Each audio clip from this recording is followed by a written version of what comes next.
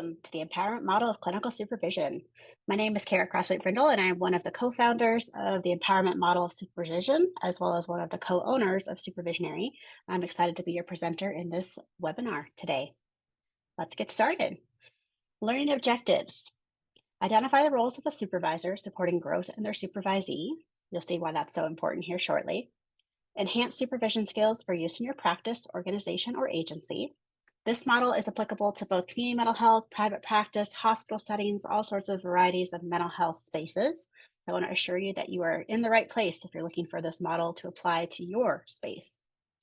Evaluate a modern approach for supervision and mental health leadership. The empowerment model has come in amidst other more established models, but fills some of the gaps as you're about to learn in this webinar. And lastly, explores ethical dilemmas that impact supervision needs in community mental health, private practice, and beyond. So yes, we focus on community mental health. That's part of our background, but both of us as founders of this model are now in private practice, and we are also here to assure you it works in that setting as well. So hopefully in this 1 hour webinar, you're feeling excited about learning more about the empowerment model and how it applies to empowered leadership and supervision. Let's start this webinar by thinking about the supervisory relationship. Foundationally, depending on if you are a seasoned supervisor or a brand new supervisor, we want to call out some of the things to remain aware of, including the importance of a contract. This is a professional relationship between supervisor and supervisee, and a contract indicates that. It puts in writing some really important things. Things like expectations. What's it like to meet for supervision? How often are we meeting for supervision? Is supervision allowed on video or phone versus in person at an office or a different setting? Expectations around critical incidents. What is a critical incident? Which is a whole different training. But what is a critical incident and what do we do? What's the timely notice to let a supervisor know this is going on? What's the expectation of how to reach you as a supervisor? Is it by phone? Is it a text message? Is it an email? Is it needing to be in 24 hours or less? Critical incidents usually need immediate action. So having that in writing as part of your contract is highly recommended. Other expectations might be things like making sure that the supervisee is tracking their own hours, that they're presenting their caseload to you, that they're coming prepared for supervision. Those are some examples of what I've seen in supervision contracts.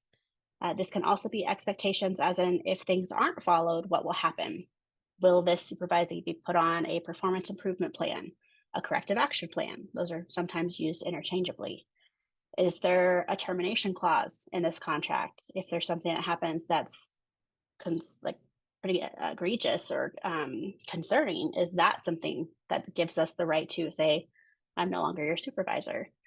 So a contract serves lots of purposes. The primary purpose of setting a professional relationship with your supervisee, but also outlining expectations. One of the things you'll learn in this webinar is the importance of holding various roles as a supervisor. Is I want to talk about rapport building and how this looks different to build rapport with a supervisee than a client. So clients, a lot of us start as a clinical person, and so it's really easy to drop in and to follow the flow of how we build a rapport with a client. However, our supervisee is not a client, and that's something we emphasize a lot in this training. So getting curious with yourself, how do you build rapport with a supervisee? How do you set the tone? What starts things off? Perhaps it's the contract we just talked about. Perhaps it's how you open the meeting that you have with your supervisee. Is it about holding a boundary on time? Is it asking about goals, which is something we here at Supervisionary would recommend? So instead of asking how their week was or some other thing that might sound more like a client interaction, maybe we're starting our supervision meetings by saying, what cases would you like to staff? What goals do you have for yourself in supervision? What goals do you have for yourself in this mental health field? Oftentimes, we're helping our supervisees progress towards their goals. And so I highly encourage each of you to consider what would be like to ask what their goals are up front, craft some goals for supervision itself, but also what are their goals as a mental health professional. Oftentimes, we can support them with those goals if it feels appropriate. So unlike a client interaction when we're building rapport for a supervisee is going to look a little bit different. Perhaps, dare I say, a little more structured in the sense of what are your goals? What are your expectations for this relationship? Sometimes people are asking about, have you had experience with other supervisors? My hope would be you'd ask these questions about fit before you actually start the relationship.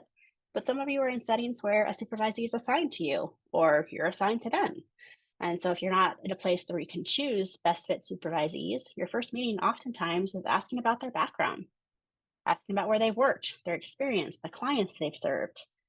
One of my favorite questions to ask is, what is a population you don't work well with? To see if the supervisee is both self aware but also can articulate their own growth edges. Is there a population that they haven't had enough experience? Is it a population that triggers them and has a transference countertransference interaction happening? So, all of this can start things off, setting the tone of a supervision relationship. And so, that's something I want to emphasize here as we're going through the training. Ethics, of course, is something we want to touch on as well, because as I already alluded to, communication between supervisor and supervisee is pretty important. There's the day to day interactions and the set appointments with your clients, but as a supervisee, perhaps there is a communication need around a relationship rupture with the client. Is it one of those critical incidents we named earlier? A critical incident as defined by client is suicidal, domestic violence, maybe there's a substance use issue, maybe the client came in incapacitated. Lots of different things to consider there as a clinical supervisor. So, what are the communication needs? Another example I can give as a clinical supervisor myself would be what kinds of things are permitted by text message versus what kind of things can be emailed to me. The critical incidents, the best and fastest way to reach me would be a text message because I can step away, I can see it much sooner than checking my email. In contrast, helping a supervisee understand, when is email the best fit? Is this not urgent? Is this a question that I can answer at a different time? Is this something that you're asking for a resource and I can give that to you at the end of the day? So, even just setting some parameters around, here are the times to text me or call me, and here are the times to email me, could be very helpful. Communication, why it also falls under ethics, is this is still a professional relationship. And so we're probably not texting our supervisees just to ask how they're doing in a casual way. Everything that we're doing is aligned with what are they doing on their mental health practice. So communication would hopefully remain professional, not be in strange hours. Maybe there's a limit on, please don't reach out to me past a certain time of the evening. Maybe I'm not as reachable on weekends. Making that all very clear for our supervisees, especially if you're in a situation where a certain day of the week you're less accessible on your phone. Maybe you teach all day, maybe you're out of the office. Those kinds of things a supervisee should know. Because it's a professional relationship, we always need to look at dual roles. So, unfortunately, we can't always control a dual role if you have a supervisor holding the role of administrative supervision and clinical supervision. Those often come together. But what if they're a supervisory billing individual, or incident to billing is sometimes what it's called? Um, Maybe you live in a rural community or work in a rural community where dual relationships are more possible because there's not as many providers and there's not as many supervisors at your disposal. So remaining conscious of dual relationships is really important as we think about empowered supervision of, like, how do we reduce the dual relationships as much as we are able? How do we remain transparent about, hey, if I see you in public or we attend the same church or we go to the same grocery store, what that could look like. More often than not, even though it sounds silly to put into a recorded video, dual relationships also doesn't mean that we're hanging out with our supervisee or spending our free time with them. We're probably not going out and getting drinks with them. We're probably not spending time having meals together because that feels like we've blurred the line between professional relationship and friendship. So normally when I do this this training in live format, we have a little bit more of a dialogue of what are the exceptions, what are the gray areas, because to say this is truly black and white is doing a disservice to all of you. So just get curious about dual relationships and which ones you can manage and reduce if possible, which leads us to boundaries. Boundaries, again, of what do we expect our supervisee to do? What do they expect of us? That we're not asking them to do something outside of their scope of practice, especially if they're an early career clinician. That they're not asking something of us that feels outside of the scope of being a supervisor. Boundaries comes up a lot for Christina and I as co-founders of this model because of our lived experience, which we'll get to here just in a minute, around you're my supervisor, not my therapist. I normalized a minute ago that being a therapist, we drop into that role so easily as mental health professionals. It's what we do day in, day out. If we get promoted to supervision or we're now offering supervision, it almost feels like we can drop back into therapist too easily. So be careful not to treat your supervisee like a client, because they aren't. I know that seems silly, but it's also really important to emphasize because it does happen. We have a therapist hat that we put on really quickly, and then we have a supervisor hat that we're trying to cultivate through this training and beyond. So what boundaries need to be in place around communication, dual relationships, but overall boundaries of what you can and cannot do as part of this supervision relationship? These are things we want to invite you to think about as we move further into this training. A quick chance for some reflection. What is your experience with supervision to date? Are you an early career supervisor? Is this new for you, 2 years or less? Are you somewhat established as a clinical supervisor? Maybe you're someone who's seasoned in the field, having been a clinical supervisor for 10 plus years, saying, hey, I kind of know what I'm doing. But notice that an opportunity to pause and think about what is your current experience with supervision to date? Are you coming into the role and you're like, I've only always been a supervisee under someone else? Is this your first time being a supervisor? All are welcome in this training to enhance your skills. What supervision trainings have you engaged in the past? Are there trainings that you liked, trainings that you value?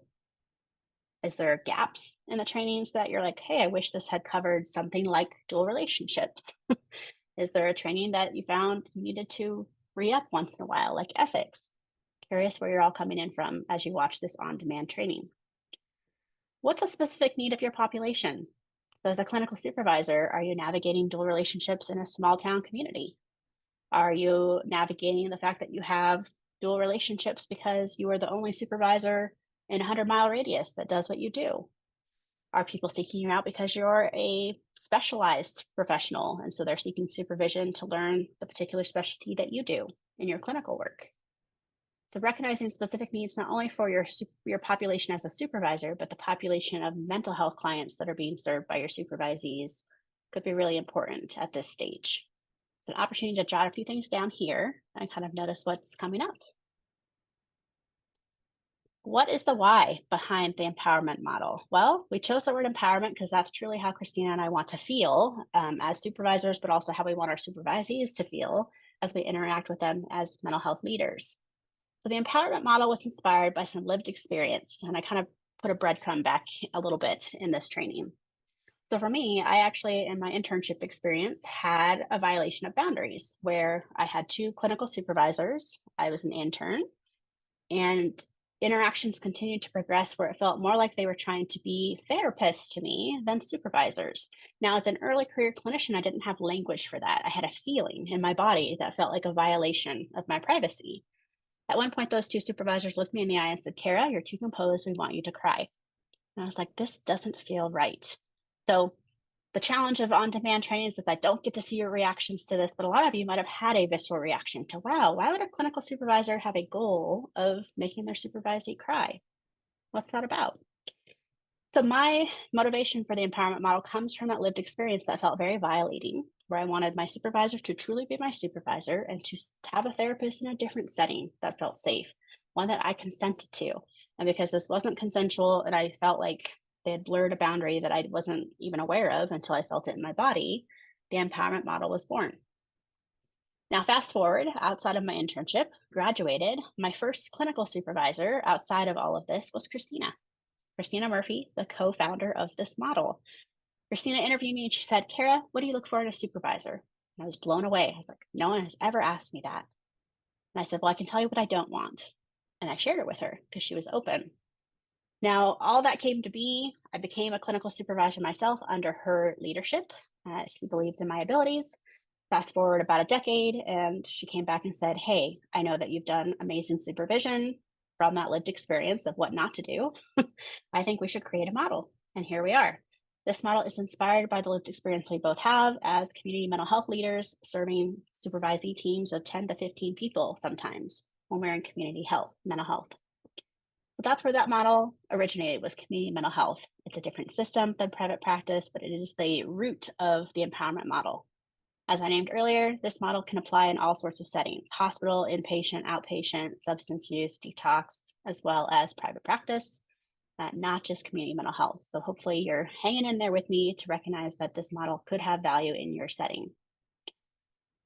Part of why it starts in community mental health is there are different strengths and challenges of community mental health, right? Of like the dual relationship is more often seen with admin supervision and clinical supervision. Now we have supervisory billing happening. And so that feels like a different role with supervisees. Sometimes the challenges are just the clientele that is being served, and how do we navigate the complexities of documentation, of insurance requirements, of third parties, or continuity of care, different things like that. We'll see some of those in this training as vignettes. But as I've named a couple times now, the application of this model does apply in private practice because that is where Christine and I both work now. We each have our own private practices. We're passionate about this model and we're excited to see what you think of it through this training. So let's introduce the model. On the left-hand side of your screen is a stair-step model that is the traditional model we would see for supervision. It alludes that we have to start in a teacher role, we move to a counselor role, we go to consultant, researcher, and eventually the supervisee gets the hours they need or completes their supervision with us, whatever that looks like. If they're seeking licensure, maybe they're with us for 2 to 3 years or longer. If they're seeking training under a specialty, maybe it could be shorter than that. But as you can see from the stair-step model, it implies you can only live in one role as a clinical supervisor, only one role at a time, starting with teacher. Teacher makes sense, especially if you're working with an early career clinician or an intern or someone like that. As you're noticing on the left-hand side, counselor is one of the roles that has been subscribed to for decades, of like, you will be a counselor to your supervisee. From my lived experience story, you can imagine I did not take well to that. And I was like, I don't want that boundary blurred for anyone else. Can we remove counselor and recognize other roles that you might own or represent as a supervisor? So allow me to introduce the empowerment model here on the right hand of your screen. In the middle is self. We're going to unpack all of the different roles, but around the outside are 5 roles, including leader, teacher, researcher, consultant, and colleague in clockwise order. Now, even just the shape of our model is intentional. We don't have a stair-step model, we have a circular model, which means and implies that you move between roles in a fluid way based on what your supervisee needs. In one supervision meeting, you might start as a teacher role as your supervisee is looking for help on suicide assessment, but then you might also move into a leader role where you're helping them figure out how to get additional training on that topic. So the roles themselves, you're moving fluidly between moment to moment based on your supervisee's needs. Gone is the stair-step model, and gone is the counselor role. It's not represented here. Now, when we say that we purposely removed the counselor role for our model, we're not saying that you have to lack empathy or compassion for your supervisee. Sometimes you are the person suggesting, hey, this might be something you need to go into therapy to work on for yourself. But that doesn't give us permission to therapize our supervisee and say, hey, you have to do that here. So that's what we mean by boundaries earlier and why we've built the model that we have. In the next few slides, let's look at all of the different roles and examples of those roles to see how those fit your lifestyle when it comes to clinical supervision. Let's start with the middle, which is self here on screen. So self implies that no matter what role you embody, that you as a human are unique. How you show up in supervision is unique. What you bring to the table from your lived experience is unique. The self could be everything from personality to lived experience to disability to neurodiversity. It could be things like how direct or indirect your communication style is. It could be identities and personality like Enneagram and Myers-Briggs. The self is you as a human before we ever look at your supervision hats or roles that you take on. So hopefully that makes sense to everyone. This model was built in 2019. And I know at the time of this recording, internal family systems and self is really popular. So maybe this resonates for some of you, just knowing that. Timing is everything. Next, we have the leader role, which I would argue you're a leader regardless of what role you embody, but a leader role might be everything from guiding and mentoring an early career clinician to saying, hey, what's it like to take on leadership roles in our mental health community at large? So perhaps you embody the leader role with a supervisee when you help them understand the national and statewide organizations they can be a part of. Are you a leader when you're having them sit alongside you in a meeting, like an IEP or probation meeting for a client? Are you showing them what leadership looks like to communicate in a team meeting within a group practice or an agency or community mental health? So a leader role for a lot of you comes natural because you're willing to take that on as being part of clinical supervision, being a clinical supervisor. The leadership might not feel like a big ask for a lot of you. Teacher role is very common and very popular when you have an early career clinician. The early career clinicians might have more questions. They might feel a lack of self-confidence. They might have a lot of imposter syndrome or self-doubt, depending on their background and their level of training by the time they get to you for clinical supervision. So in a teacher role, what could this look like? Well, as a supervisor, you could teach them how to do a suicide assessment, which we mentioned earlier. Maybe you're educating them on mandated reports and what to expect and where to make the phone call, and here's the hotline. A teacher could be, hey, here's how to write a note for our agency. Here's how to comply with Medicaid standards under this private practice. There are a lot of things that we have an opportunity to teach supervisees as part of the empowerment model. For many of you, you're going to live in teacher role quite a bit, depending on what's going on for your supervisee and their self-confidence and their abilities. A teacher role is also often reinforced in grad school, at least at the time of this recording, where people are telling supervisees, ask your supervisor, ask your supervisor, ask your supervisor. And although I understand on surface level what that's about, I also want supervisees that I work with to feel empowered, to have critical thinking of their own. Can they think about something and run it by us? Can they do their own quick Google search before coming to us with a question? Sometimes that's what it looks like to teach them how to do things on their own, which may be part of your values as well. Teaching them how to do things on their own is part of your researcher role. Where do they find answers? What are the reputable sites? What are the reputable trainings? Where can they get more answers or tools or handouts or whatever they're looking for to help their clients? Are they seeking a specialized training? Are they looking for a particular handout that's a good fit for DBT skills, for example? So as a clinical supervisor, your researcher role might be, hey, I've done some of this research myself. I'm going to point them in that direction. Maybe you're providing a website of a place that you think is reputable. Maybe you're having them steer clear of a site that doesn't feel like it has an official backing behind a national organization, for example. Maybe you're inviting them to do some research with you as part of a clinical supervision meeting.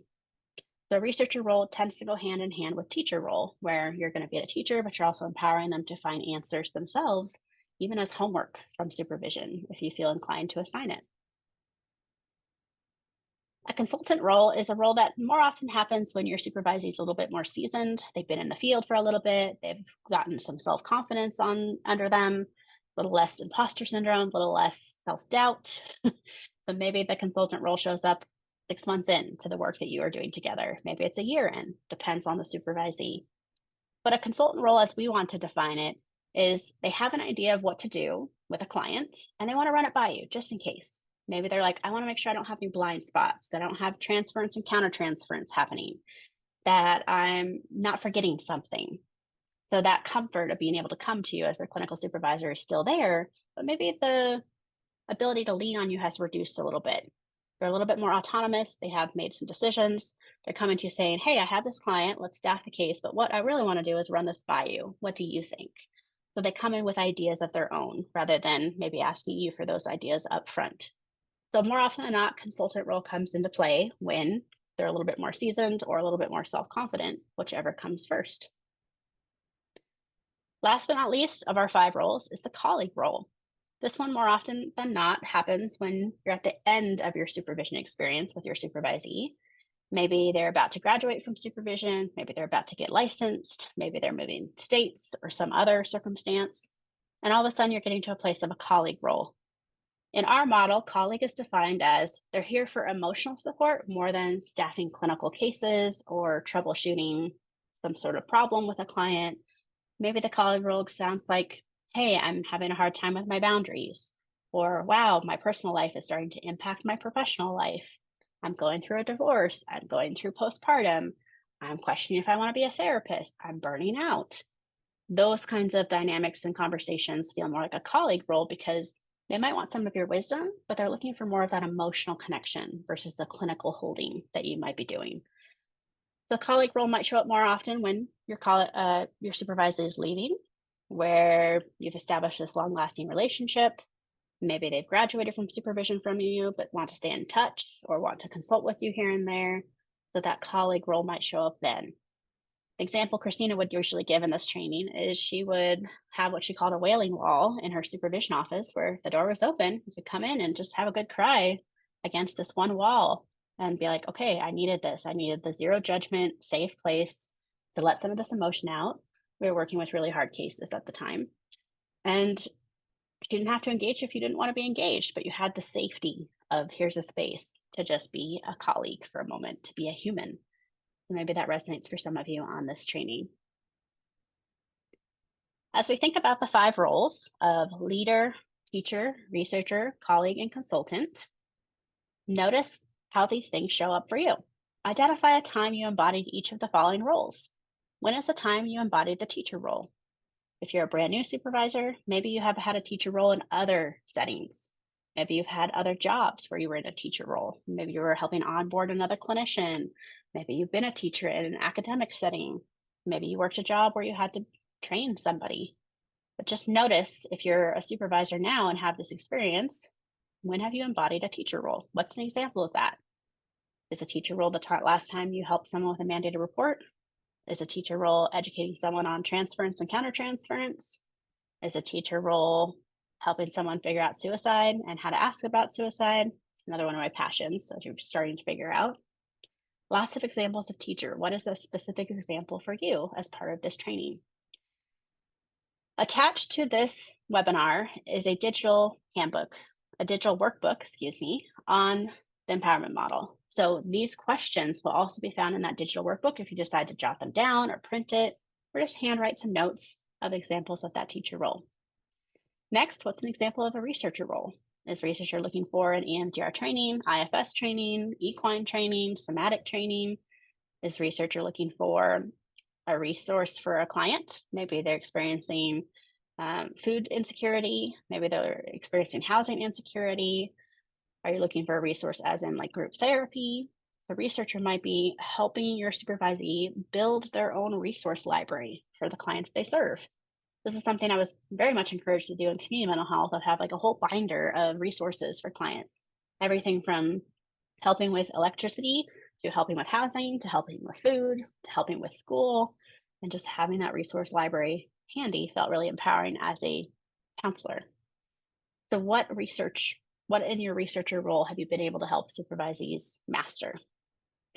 Next, that leader role. What are some examples of your leadership? Is leadership sitting in a voices meeting or DHS meeting for an abuse and neglect case? Is leadership saying, hey, I attend this conference for the national organization. I hope you'll attend or do a poster presentation someday. Is leader looking at research, as in you're doing a research project and your supervisee is interested in what you're doing? Lots of examples of where leader can show up. Consultant, as we've talked about, is more established relationship. They want to run something by you. So how are you showing up then? Is it saying, hey, you got this. I believe in you? Is it saying, yep, you're on the right track? Are there truly blinders that you have to name for the supervisee, or did they find them themselves? So that's self-awareness on their part when you're a consultant role. And lastly, examples of when you have been a colleague. Was there a time that your supervisee felt vulnerable and said, hey, I just got bad news. I'm having a hard time regulating for my clients. Maybe there's something going on at home with them and you've had to hold space for that without becoming their therapist. It's an art to do that, to hold with empathy and compassion without therapizing your supervisee. So in the digital workbook, you have spaces to reflect on these 5 roles and some examples that are showing up in your life as a clinical supervisor. Another reflection opportunity, professional reflection, would be, what do you look for in a supervisor? Oftentimes, regardless of if you're a seasoned clinical supervisor or a brand new clinical supervisor, you yourself have had supervision, would be the hope. So you know what you look for in a supervisor. Maybe you've learned what you didn't like I did in my lived experience.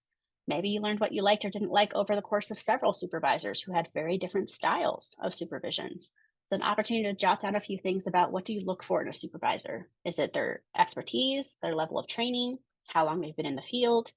Is it a population they've served that you're looking for? Is it awareness of a particular modality or training in another modality? Is it about their communication style, directness versus indirectness? Is it adjectives they use to describe their style that you're looking for? Is it asking their references? Hey, what's it like to work with this person as a supervisor? Lots of ways we can kind of sniff that out. But for this reflection, what do you look for in a supervisor based on your lived experience? As a supervisee, what role do you experience most? Think back to your supervision experiences to date. As a supervisee yourself, were you more likely to have a leader role from your supervisor? Was it more likely that you had a teacher role, researcher role, consultant, or colleague? What roles did that person embody or those people embody more often for you? As you think about where they showed up most often, What does that bring up for you? Did you have a supervisor that over the course of 2 years stayed in teacher role the whole time, never letting you have that autonomous experience of thinking for yourself? Did you have a supervisor that micromanaged you? Did you have a supervisor that blurred boundaries? All of those sound like on the more negative end. So let's represent positive as well. Did you have a supervisor that really lived in colleague and consultant roles for you, where you felt like you had a lot of free reign to learn and make mistakes and grow, and they were right alongside you if you needed something? Notice your preference. Do you prefer a certain role over another? Do you feel most comfortable when they're in a teacher role versus do you feel most comfortable when they're in a leadership role? Get curious about that. What's been effective or ineffective for you as a supervisee? When you think back on all of your supervision experiences, are there ones that were really effective and seemed like a good fit? Have you had a slew of not great fits when it comes to supervision? Maybe because they were assigned or you were assigned versus someone you could pick? If you've had an opportunity to pick your own supervisor, was there something you were looking for in them? Again, maybe you have some pointed questions you're asking them about their experience, their specialty, the populations they've served, all sorts of things there. So, professional reflection starts with you as the supervisee before we move into your reflection as a supervisor. And that's where we are now. As a clinical supervisor, what role do you think you live in most often? If you're just getting started, what role did you gravitate more towards most? Was there one you're like, oh, that sounds good. I like that role. That one sounds like me. If you've been established and you're a seasoned supervisor, where do you like to live most often? You're like, are you all in leader? Are you all in researcher? Are you all in colleague? Notice that, because again, part of that is yourself, that self energy. What role do you prefer? Right there. And what role do you prefer in your supervisor going forward? So you've had past experience reflection, personal reflection on here's me as a clinical supervisor. And if you think about having supervisors in the future for specialties or any other purpose, soup of soup, maybe, which is my loving words for supervision of supervision, what do you prefer in your supervisor then and why? Sometimes it's shaped by our lived experience of what worked well and what didn't work well in our supervision experience to date. As we think about the 5 roles of the empowerment model, I want to introduce you to 3 vignettes for exploration, of course, but also to apply those roles. What role would you show up in to support your supervisee in the vignette? Would you show up as a leader, consultant, colleague, researcher, or teacher? And why? Why would that be effective for the supervisee? There is no one right answer for these vignettes. They are meant to allow you to have food for thought and application of the model. A final reflection will give us a chance to look at any other vignettes or themes that you might want to consider now to feel prepared as a clinical supervisor for any of these possible scenarios. Now, honestly, this is my favorite part of the training because the vignettes are inspired by true events. They've been de identified, but hopefully they feel relatable to you as a clinical supervisor or even in your clinical experience as a counselor or therapist or social worker. Let's start with this first one. I don't think people engage anyways. Lexi, a new grad therapist, is working with her first mandatory client, a teen boy named Julian. She comes to supervision expressing frustration that he won't engage with her in sessions and that she has tried various activities to build rapport. Lexi states he needs to cooperate or he will have a negative report to his probation officer. Now, an invitation from me to you is just to notice any somatic experiencing as a human first. Don't even put on your supervisor hat. Just show up as a human. What is coming up right now? For you with Lexi, for you with Julian, the client. Notice things. Over the years, as we've done this training, people have questions for Lexi, people have questions for Julian. And so that is part of the curiosity, is that you have something going on here. So a couple things to highlight in this vignette. Lexi's a new grad therapist. That might mean that you're thinking about certain roles that would help Lexi the most. Maybe you're feeling a lot of empathy or some protectiveness for Julian as a mandatory client or mandated client. Notice that. Secondly, what roles do you think would help Lexi in this current predicament? Is it the teacher role, researcher role, consultant, colleague, or leader? Maybe you jot a couple of them down as part of this training. What role and why? Oftentimes in additional trainings, people talk about, well, they're a new grad therapist, so I would help Lexi as a researcher and teacher, maybe that combination. A teacher as in educating Lexi about, hey, when we have mandated clients, here's ways that we might approach them so that it doesn't feel like we're combative with them or creating resistance. Maybe it's having them research a training on working with mandatory clients or mandated clients on this is what it looks like to work with this population that is not consenting to be here. How do we create buy-in and consent? How do we make it worth their while? For some of you as clinical supervisors, you're going to come in as a leader with curiosity for Lexi of like, hey, I'm noticing you expressed frustration. Tell me more about that. Not as their therapist, but as a place for curiosity to see if Lexi can be self-aware of what narrative does Lexi have about Julian? Does she want to work with a mandatory client? Does she want someone who's here voluntarily? Is she feeling frustration because Julian's shutting her out? Is she feeling stuck and feeling incompetent? Where is that frustration coming from? So one could argue that all 5 roles could be represented here as we approach Lexi. Some of you picked roles that feel most comfortable from the previous reflection. Maybe you're like, I love being in a teacher role, so I'm all in with Lexi on mandated clients and what that looks like to work with them. For others, you're like, I want to be a leader, so I'm going to talk to her about this and normalize this as a new grad therapist. So we purposely wrote these vignettes as vague, so you have this open opportunity to think about how would I show up as a clinical supervisor with Lexi? And the world is your oyster. Any of the 5 roles could apply here for Lexi to support Julian. Our second vignette, community contact, I need some milk.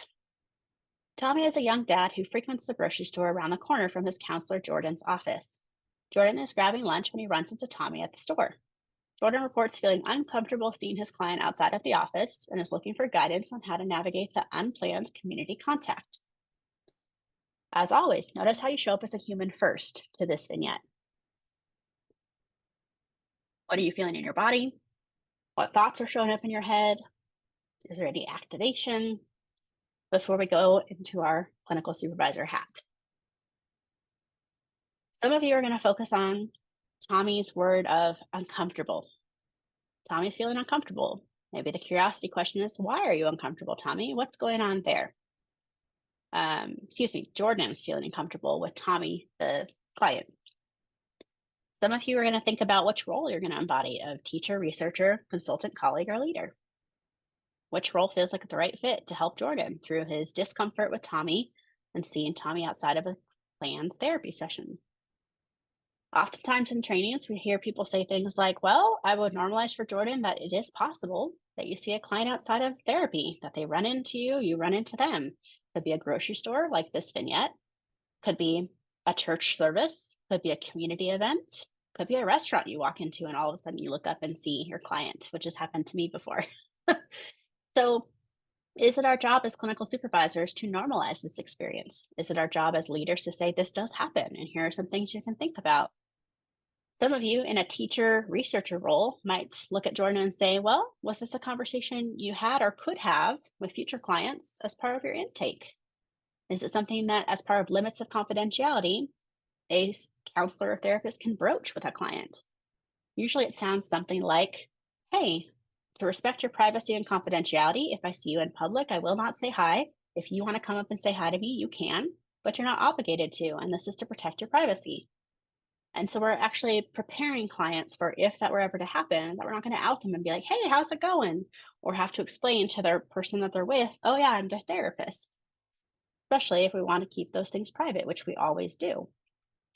So as part of that researcher teacher role, are we telling Jordan, what would your spiel be? What would that script sound like to tell Tommy or anyone else going forward? This is what a limit of confidentiality looks like. This is what it looks like to protect your privacy. So those roles could also be here. Some of you are going to go further into colleague role and say, hey, tell me more about the discomfort. I want to know what's going on emotionally for you, not to therapize Jordan, but to figure out what's going on with him. And for others, it might be like, well, Jordan, what would you rather do next time? Which feels more like the consultant role of like, hey, Jordan, what thoughts do you have yourself? Now that you've experienced this, what would you do differently next time? So again, all 5 roles can apply to this vignette and beyond. But for some of you, there was a particular set of roles that you're like, these are the first 1 or 2 I would go for, just to support Jordan, but also to support his client, Tommy. Our third vignette is called Critical Instance. It was only for a second. Helena, a master's level counselor, is reviewing her case file when you observe a notation about Helena providing psychoeducation on drug exposure in children, referencing the week prior. When exploring the discrepancy with Helena in supervision, Helena reports that the baby put a pipe in its mouth for 2 seconds, the parent intervened, and Helena, upon determining the baby to be fine, continued with the session as usual.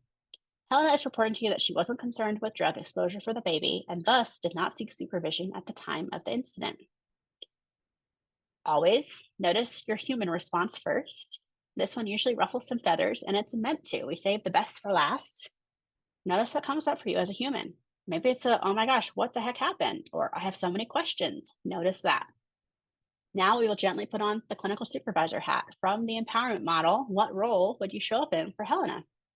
Helena's coming in saying, I mean, she didn't even tell you this happened. There's no critical incident report. It was part of her notes, her progress notes on the client session. As a leader, are you educating Helena on, hey, this is something where I need you to tell me in the future. I need you to call me right away. I need you to text me. I need to talk to you about this. This is truly considered a critical incident. Is it educating from a researcher teacher place, Helena, hey, this is considered a critical incident by definition?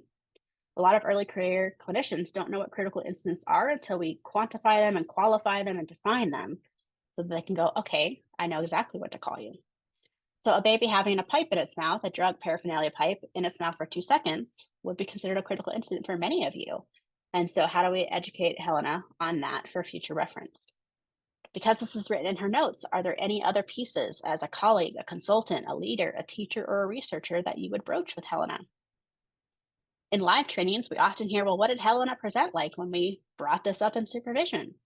Maybe for some of you, you're curious if Helena was embarrassed and bashful, like, oh, I didn't realize that was a thing. I'm so sorry. Maybe she was apologetic. Thank you for telling me. Versus how would you show up differently as a clinical supervisor if Helena was defensive? Maybe defending her choice or saying it really was no big deal. That's the human interaction, right? That's the conflict resolution between supervisor and supervisee of like, how do we say this is really important and this can't happen again, if that's where you're coming from, without shaming and blaming Helena as a master's level counselor who's still learning. So I think in some ways, this is an art form to be like, how do we hold compassion while also educating our supervisees on this is a limit. This is truly a critical incident. So lots to unpack for this one. Jot down some thoughts for yourself as you continue to sit in how would I show up with Helena? How could I show up my best? Maybe the first thought was, oh my gosh, this is awful, or how could this happen? But in a clinical supervision role, an empowered supervision role, we want to be regulated. We want to be calm. And so that is also the beauty of doing a training like this is like we're preparing you for some of the most bizarre things that have ever happened that are inspired by true events so that you can feel more regulated and prepared when you talk to your supervisee should one of these things happen for them. As we think about other vignettes, are there other scenarios that you've experienced as a clinical supervisor, that you've experienced as a therapist? Maybe there is an experience you've had as a counselor yourself that you're like, I wonder how I'd show up as a leader or clinical supervisor now. So thinking about themes of dual roles. Maybe you have a vignette you craft with, oh my gosh, my supervisor, or sorry, my therapist that I supervise is engaged in a dual role where she's working with both the husband and wife as a couple and then husband and wife as individual clients. Now, I'm part of those social media groups for therapists. I know this is still a question that comes up. I know it's a hot button topic of is it allowed to serve your clients as an individual therapist and be their couple therapist? Most of us are like, no, that feels like a dual role. It's hard to have neutrality when you're building a rapport with two people as individuals and then coming together as a couple.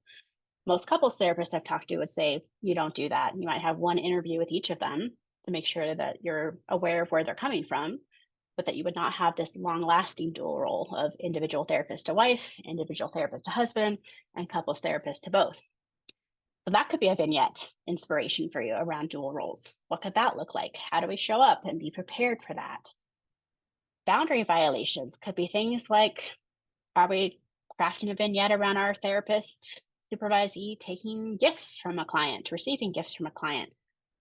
A lot of these things are gray areas because as clinical supervisors, we have follow-up questions. Well, what was the gift? Is there a cultural component to the gift giving?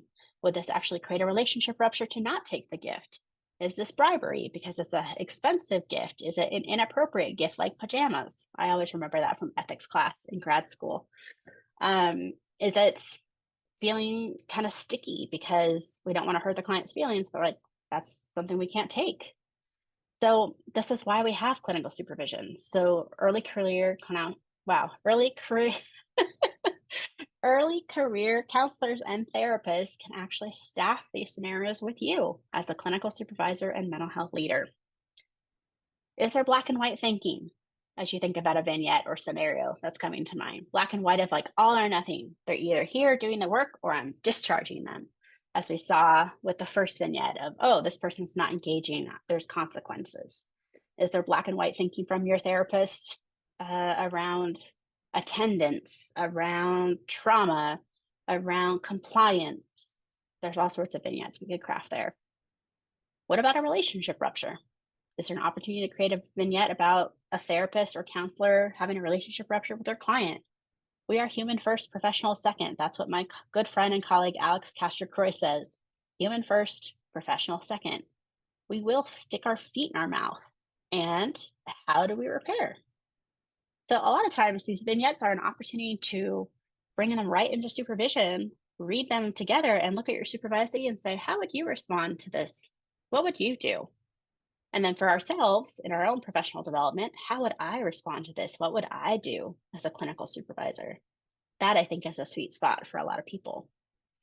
So notice this. Notice what comes up for you as you're like, are there other ideas or scenarios of what's happened recently? Did you see something on social media that you're like, wow, that'd be a good one to like think about in group supervision or individual supervision, things like that. The good news for all of you at this stage of this webinar is that you will have access to multiple vignettes. We actually have 10 that we want to give you as part of this training. So I'll make sure that that's a handout below this video. But 10 vignettes that I have been known to just bring into clinical supervision and have a supervisee pick to talk about. If we're done staffing cases and there are no critical incidents, let's talk about one of these vignettes and see where they're coming from. It's a great opportunity to have communication and clarity around, hey, worst case scenario, do we feel prepared if this were to happen? But it also just lends a lot of food for thought for an early career clinician who's like, I never thought that was possible. And you're like, oh, yes, it is. All of those 10 vignettes are inspired by community mental health, where lots of things have happened. And so that is a gift we're giving you as part of this training. It's just access to more knowledge. Another thing we're going to include as part of this webinar is our supervision evaluation. Now, this is a document that is meant to evaluate your supervisee's skills, beginning, middle, end of the supervision relationship. It's best used in the format of self-evaluation or self-report, followed by you evaluating your supervisee, and then coming together and comparing and contrasting the results. Now, the supervisor evaluation or supervision evaluation has a Likert scale of 1 to 5, with not at all to, great, stellar, but it's really meant to show that clinician's confidence or maybe lack of confidence. In my experience, when I've done this evaluation with my supervisees, they tend to underreport their skills. So that's why it's best done where they do a self-report version and you do a version and you compare and contrast. What if they gave themselves all 2 out of 5s? Maybe you gave them 3 out of 5s, thinking that they're like meeting expectations. Is that a conversation starter? Is this an opportunity to open up the door to goal setting and saying, hey, is this working for you? What's going on? What would you like to improve upon? And for a lot of people, they continue to implement this evaluation 3 months, 6 months, a year, 2 years, whatever that looks like, to say, are we measuring change? Now, often supervisees are not surprised by this evaluation because they've had a similar evaluation in graduate school as part of internship or practicum. And so just having a way of measuring their skills is important. Now, in this evaluation, things to call out are there's a section on clinical skills, there's a section on communication, there's a section on conceptualization, and then there's a section on admin. And so because we built this in community mental health, the admin section has things like timely notes and communicating with outside parties with an ROI and checking their emails, things that might feel of low importance on paper, but are part of being a competent, effective therapist. It's like, we got to check all sorts of things. We're juggling the hat of being a therapist right now, and then being a case manager, and then being a person who writes our notes and treatment plans. And so this evaluation kind of encompasses all areas that a supervisee might want to self-report, hey, here's where I think I'm at, and where you might want to evaluate them as a clinical supervisor. The handouts will be in black and white and in color. The color match our roles that you see here in our little logo at the bottom of the screen. You'll see an orange color, a slightly pink color for red, a light purple, a blue, and a green, that when people get to a certain level on the Likert scale, they might be embodying more of that consultant role, colleague role where they don't need as much from you. It kind of informs you as a clinical supervisor where you might be showing up more often, if they're ranking high versus they're ranking low. As you can imagine, if they're giving themselves low rankings, you might be more in a teacher researcher role versus higher rankings, you're in that colleague or consultant role. So color coded if you like that. With the black and white option, we just took that striation of color off so that it makes it nice and clean and crisp for those of you who want to use it. Again, as part of this training, you have access to those two tools as well. Okay, as we're winding down, implementation of the empowerment model. A couple things to highlight here. On our website, which is empowermentmodelsupervision.com, we have some research findings. So when we built this model, it wasn't just like, oh, this sounds good. We actually tried to test drive it. Now, at the time, Christina was still in community mental health. I was in private practice. So we utilized the Community Mental Health Center to conduct a little bit of research. What we did is we put people in supervisors, I should say, clinical supervisors in one of two camps. So group A was, hey, we're going to teach you about this empowerment model. We're going to give you some of the tools to evaluate your supervisees and see how things go. And then group B was the control group, which is just do things like how you've always done them. The research findings indicated a couple of things of significance that are worth calling out here. Of the self-report evaluations of supervisees, we saw increased improvement or significant improvement for folks on their clinical skills and their conceptualization skills when they were supervised by someone who had the empowerment model as their model of conducting supervision. I can probably say that better. For the folks, the supervisors in Group A that were trained on the empowerment model, their supervisees showed more improvement in their clinical and conceptualization skills than the supervisees in the control group. So is this really speaking to attachment? Is this speaking to autonomy? Is this helping supervisees build their own clinical skills and conceptualization from a place of confidence? I'd like to think so. Our sample size was a little bit small, so we'd like to replicate this one of these days, but alas, life happens. But we encourage you to go on our website and check out that research and see how that lands for you as part of the evaluation we just talked about. Additionally, on our website, we have templates and handouts that are free for people to grab, including yourselves as clinical supervisors. These are handouts specific for clinical supervision. So things like the evaluation we talked about earlier, things like here's a goal setting sheet. We have an individual safety plan on there for people.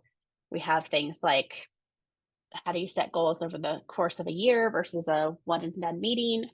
We have some examples of supervision contracts on there, knowing that each state is different, of course, but lots of templates and handouts. So templates being things you can customize yourself and handouts you would just use standalone. Everything from a wellness recovery plan for burnout prevention with supervisors and supervisees to that safety plan for suicide and other things. So would love to have you partake in those if that feels good to you, to grab some of those resources. We happily share them with folks like you. Further supervision development. All of this training was inspired by a book, which is where we first wrote about the model. So the empowerment model of clinical supervision is defined in depth in the book. Not only that, but we conceptualize the supervision process and how supervision has evolved. We look at reflective supervision, psychoanalytic supervision, person-centered supervision, as just 3 other models to compare and contrast. Here's our circular fluid model, the empowerment model, with some of these other models. We have some role plays in there, some examples of what it sounds like, so that's been super fun. Additionally, because we're passionate about work-life harmony and self-care, even though I hate the word self-care, the book does explore self-care for supervisors, which when you're taking on this leadership role and you're working with people in the field, you are also still at risk of burnout. What does self-care look like for you? My favorite part of the book is 47 vignettes. So as part of this training, you're getting 10 of them, but maybe you're like, hey, I want to look at all 47, which are in the second edition of our book. The first edition, which came out in 2019, has 33. The second edition, which came out in 2022, has 47. So we tried to add more in based on the lived experience we had as supervisors and in community health and what that looked like to give you lots of food for thought. That paperback and Kindle version of the Empowerment Model of Clinical Supervision is on Amazon. Should you want to grab that or utilize that as a textbook, bring that into group supervision with your supervisees, or just have access to it for all 47 of those awesome vignettes. Ongoing. Christina and I love supervision of supervision. We're here for it. We love to help you build your leadership skills. Clinical supervision is something that most of us feel called to do because we're inspired to help the next generation. We want to help them grow. We want them to learn. I'm not a fan of the word gatekeeping, but I also recognize like we are also looking at, are they prepared and ready to go into the field, which is part of licensure when you think of supervision. The supervision of supervision might be part of your equation of like, how do I keep enhancing my skills as a supervisor? Is it ongoing training? Is it working with one of us? Is it taking the model and running with it? But that's completely up to you. But supervision of supervision is something we like to offer folks at the end of our trainings to say, hey, we'd love to talk to you about this and empower you and nerd out over leadership so that you can add that in and build your skills as a clinical supervisor. With that being said, we offer this training to agencies, organizations, and private practices, group practices, anyone who wants to hear about this or wants to implement it in their own practice. We're most proud of our continuing education courses in supervision. So that would look like 1 to 3 to 6 hours of training on demand, self-paced. So things like our Supervision Empowerment Academy, which is a 6-hour training of blending clinical skills with leadership as a supervisor. Looks at conflict resolution, credible incidents, communication, looks at things like the Enneagram and how that shows up in your leadership. Really fun stuff in the Supervisor Empowerment Academy. Also have courses on things like critical incidents, which we love to talk about. So there's a course like that. There's a course on adverse psychological events and supervision, which looks like, hey, how do I navigate the big 5 fears of therapy careers, including things like grievance, subpoena, client violence, and client suicide. We got a lot of stuff going on the website when it comes to continued education, 1 to 6 hours worth of content that people can kind of grab, pick as they want. A lot of us have to have continued education as clinical supervisors, so we just love having that as an option for a lot of you. Lastly, we have starter and savvy kits. So if someone's new to supervision, they're like, where do I start? What do I need? What templates do I need? We have starter kits, which have like examples of contracts, goal setting, and some other things that you might want, as well as savvy kits, which is like that next level. Hey, I'm looking for a release of information between supervisors. I'm looking for some evaluations of their skills a little bit further. I'm looking for like more depth when it comes to the supervision experience. All of the handouts within those 2 kits are transparently listed, so you can kind of pick and choose, hey, which kit is the best fit for me as a clinical supervisor if that's something you're wanting. So as we're winding down from today's training, things to call back. Of course, you can contact us, but we're hoping that you found this model to be simple, but validating to what you're probably already doing. That's what we hear most often from this training, is that people are like, yeah, empowering. I'm trying to empower my supervisees. That sounds about right. And when you think about the 5 roles, a lot of you are embodying leader, teacher, researcher, consultant, and colleague. A lot of you feel called to do supervision. You're like, sign me up. This is what I want to do. The more often than not we hear, I think I'm doing this. I just didn't know that it had a model or a name behind it, which is kind of fun because, yeah, the fact that you're all doing it is great. So hopefully this model resonated for you. Hopefully the vignettes got you thinking about which role do I show up in the most. The reflections in the digital workbook hopefully are resonating with all of you as well. Lots of resources here in an hour training on the empowerment model of supervision. My hope, and I speak for Christina and I, is that you'll reach out if you have questions, if there's feedback you have for us, if you want to know more about the model. But yeah, this is the tip of the iceberg of saying, hey, how do I really enhance my leader role, my researcher role, my teacher role, my colleague, and my consultant roles to best serve clients as well as the supervisees that are on your roster. So it has this nice ripple effect from you to your supervisee to the clients being served. Our hope is that this model is going to feel like a better fit than some of the older models that have you in that stair step or that have you in a counselor role, which we've emphasized quite a bit. It's not something we subscribe to within the empowerment model. Let us know what you think.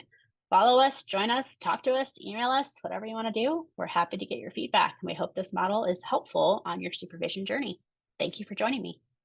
I hope you enjoyed this continuing education course from Agents of Change. Want to earn your CE credits for this course? Visit agentsofchangetraining.com or the link in the description to purchase the course and take the post-test. If you're looking for more CEs, check out our unlimited plan. You will get unlimited access to 150 plus ASWB and NBCC approved continuing education courses for one low annual fee. We're always adding new courses. Did I mention we also have 5 free CE credits available too? Check it out at agentsofchangetraining.com.